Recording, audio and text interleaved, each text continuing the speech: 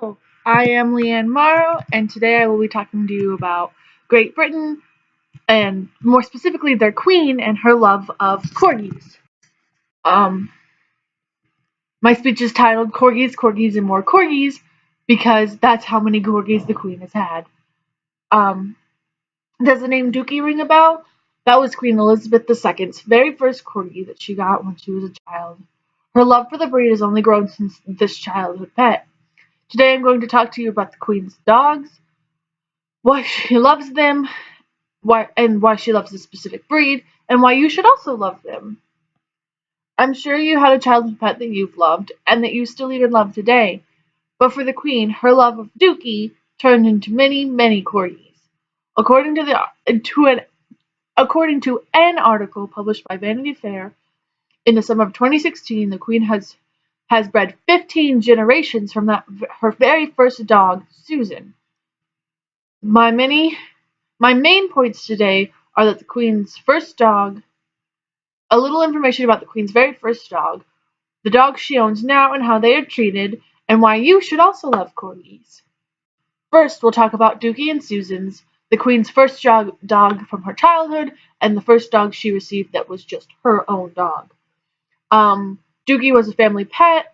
He was bought by King George and Elizabeth II in the 1940s.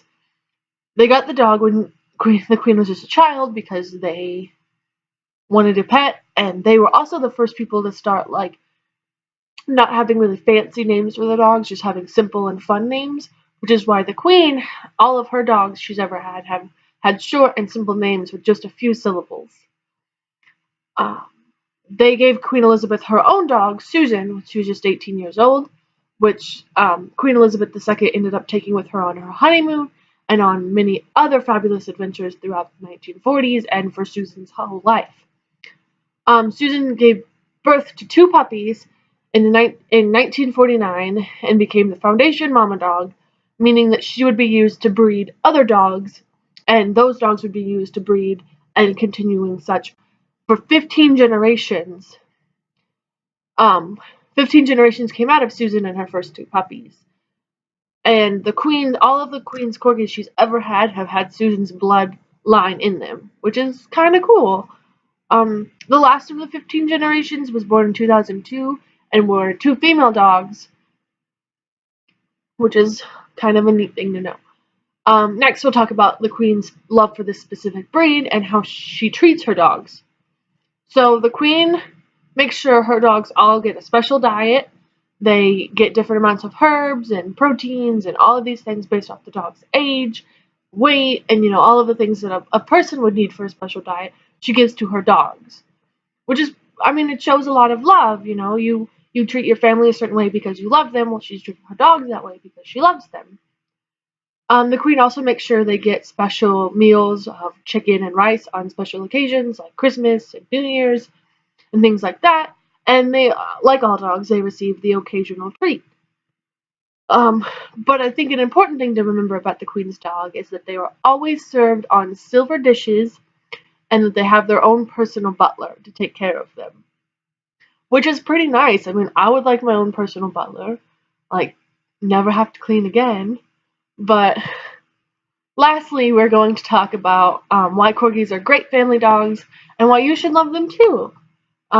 They're athletic for a start. They were actually bred to be cattle dogs because they're small enough that they can run with the cows and not get kicked, but they're fast enough that they can run with the cows, which is not typical of a small dog because their little legs don't usually carry them as fast and as far, but corgis are the exception, which means you're getting a little dog or you're getting a big dog in a little dog's body, which is nice for some people because, if you live in an apartment, you can't really have a big dog, but you still want a dog that can go out and run with you and train with you and stuff.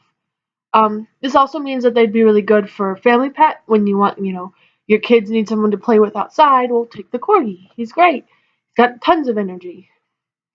And you can also take them on long hikes and walks, like I already said.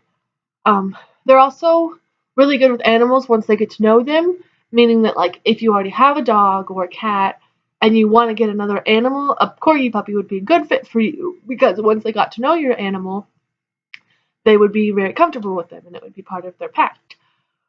But they do tend to be aggressive towards dogs that they don't know, meaning that if you want to take your dog to a dog park, you'd have to be a little more precautious with it. And this also makes them very good watchdogs because they're always on the alert and they're very protective. Even for their small stance, they're very protective dogs. In conclusion, the Queen's love for corgis has lasted for many, many decades, and if that's not a show of her love for them, then I don't know what is. Why would you keep breeding something if you didn't truly, really love it? And I think when you see love, it's easier for you to experience love. So maybe if you got a corgi, you could love it too. Um, Stated in the Royal um, Central, I know this is kind of a weird little last minute detail, but the Queen has had more than 30 corgis in her lifetime, which is kind of a lot. I mean, I've only ever had 2 dogs, so by the time the Queen was my age, she's had like 10 or so. Just kind of neat. Um, Thank you for watching my speech. I hope you learned something good about corgis or about the Queen, um, or about Great Britain in general. You know, they are a country that really loves dogs, and I think that's great. Dogs are great. Um, Anyways, have a good day. Thank you for watching.